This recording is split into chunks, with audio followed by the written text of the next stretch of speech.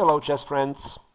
In this lesson we will talk about checkmating using two bishops. Checkmate using two bishops is possible and it is very easy. And maybe most of you will say, why would I need to know some technique how to checkmate using two bishops when I can sooner or later anyway achieve to checkmate black king? Well, there is a rule in chess which is called 50 moves rule. The rule says, if in 50 consecutive moves there is no trading of any pieces or movement of any pawns, the game will be automatically drawn. Since in this position there are no pawns, we cannot have any pawn movement, and black has no pieces, so we cannot have any trading of the pieces. It means that the game has to be finished by checkmate in 50 moves. 50 moves is more than enough to checkmate using two bishops, and when you learn this technique, which I have self-developed, then you will not need more than 25 moves to checkmate the king. Let's see this position now. When black plays, let's say, king d6 here, if we take a look at the bishop on a1, it controls diagonal a1, h8. And one bishop itself is not strong enough to limit movement of the opponent king. You can see how black king can move from one to another part of the board easily. So what is now the best move for white?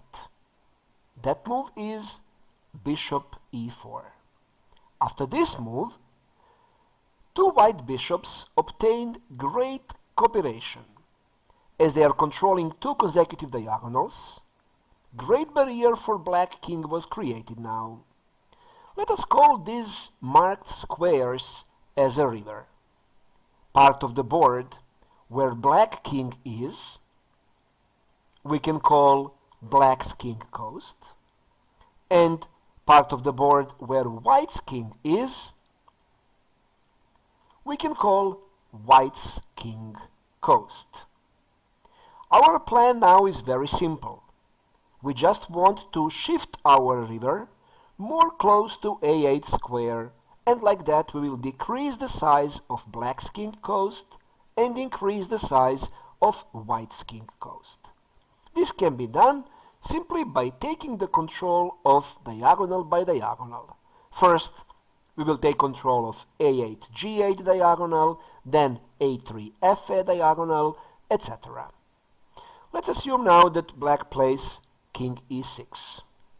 Now it is white on the move, and white must prepare to take control of diagonal a2, g8. The move which I suggest is bishop h7. It is really not needed that bishops are standing one to each other. Even when they are so far away, like in this position, they still control diagonals we want to be controlled. With this move, white prepares to play bishop to g8 and to take control of next diagonal. If now black, for example, plays king e7, which is not the best move, then white immediately plays bishop g8, and now it is easier for white because we already started to shift our river. But the best move for black, instead of that king e7, is actually king f7. Now we can't complete our first part of the plan immediately, because if we play bishop g8, king will simply capture the bishop. So if we don't have any useful move with our bishops, we just use our king. Remember that. King f8, so king f4, king f8, and now white plays king f5. With this move, white king stepped into the river. Remember, this is allowed and helpful. But remember that it is not allowed for white king to enter into black's king coast. That is not good. King f7, and now again white needs one more tempo move, and very clever move which white can play is bishop b2.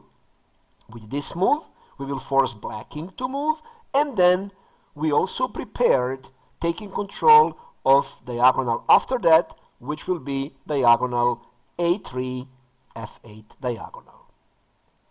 Black plays king f8, white plays king f6, and now black king is forced to go to e8 square and allow white bishop to take control of a8, g8 diagonal. And after king e8, bishop g8, we finally took first next diagonal.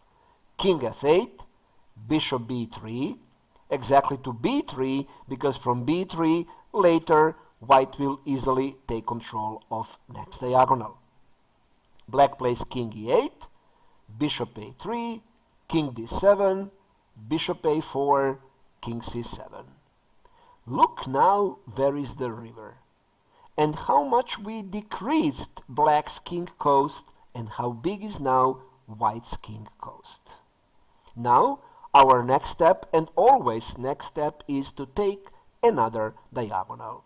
So white plays bishop b4, aiming to take control of next diagonal.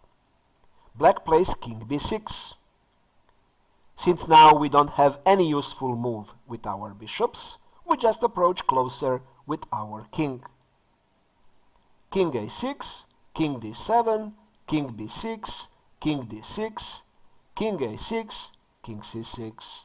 Now black king is forced to allow us to put our bishop on a5 and take another diagonal. King a7, bishop a5, king a6. Another important moment.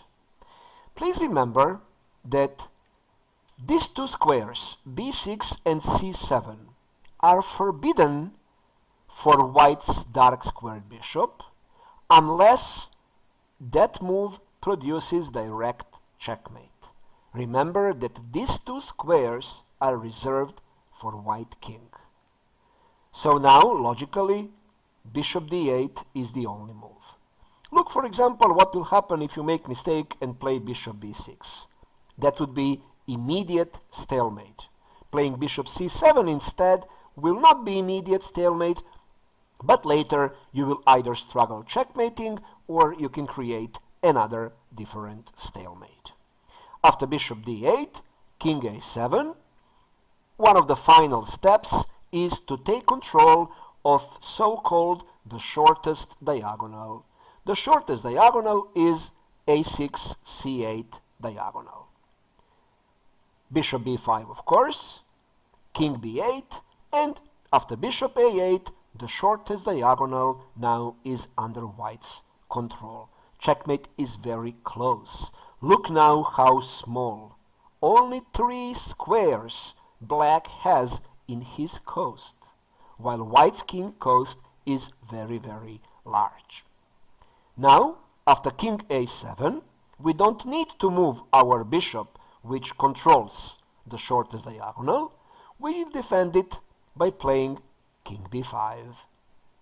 Black plays king a8, and finally, when we play king b6, black's king has only 2 available squares to play, king a8 and king b8.